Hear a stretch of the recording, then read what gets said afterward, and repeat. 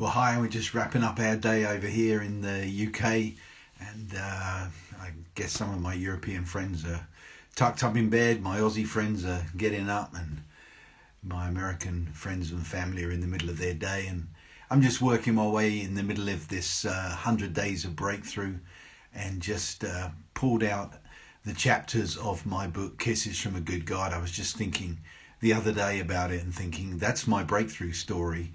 And we're pressing in for breakthrough, so we're just going to have a look at the chapters together. And this is number 68, and this chapter of Kisses is called A Week of Kisses. And it really was. It was the most unusual week. I'll never forget it for as long as I live.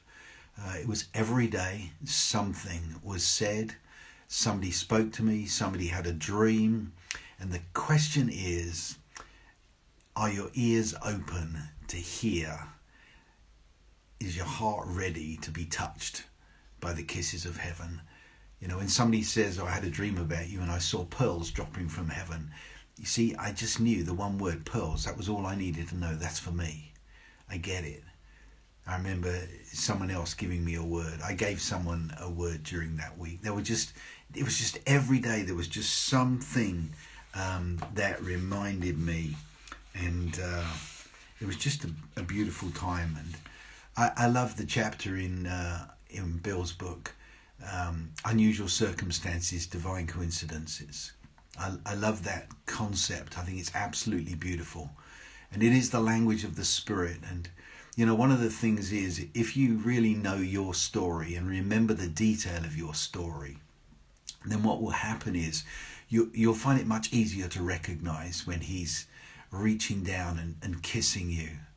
You know, the first dramatic healing I ever really saw was with a little girl who had Down syndrome, and her pharyngeal reflex was completely healed in the same evening that she received the prayer. There was no waiting for it.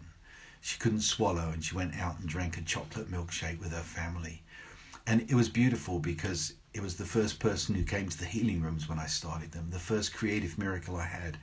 But actually, going back in time, I was able to remember that it was the first patient that I ever cared for when I did summer camps for children with various birth defects and such like. And it's the way he speaks, and he loves to reach down and to kiss us, to touch us, to let us know he's there. And it's really a matter of just tuning in to him, watching and seeing the unusual ways that he speaks. And they're keys to our breakthrough, because they draw us closer to him. They draw us closer to the way that he works, the way that he talks. And I love that.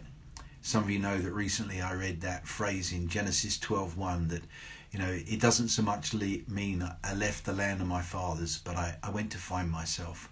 I just want to encourage you, go on a journey. As you press in for your breakthrough, go on a journey to find yourself on your journey to the breakthrough. That's the key. And there's so much in this chapter.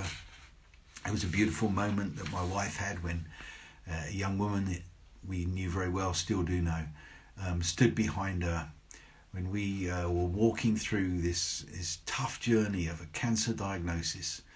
And she stood behind my wife and she began to sing, nothing is too difficult for thee. And what she didn't know was that was the song that my wife sang the day that she was healed of infertility, about 20 years earlier, something like that. It's the way he works. Yeah, happy birthday to Lisa Troyer Music is your tagline there. And if you,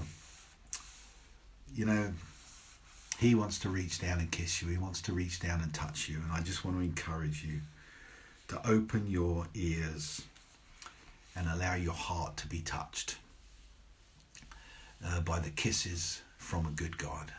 He really is good. And those kisses, they continued right the way through the week. And my favourite, I was in my office. I wasn't doing quite as much that week, those couple of months. And I went to my pigeonhole to get the mail.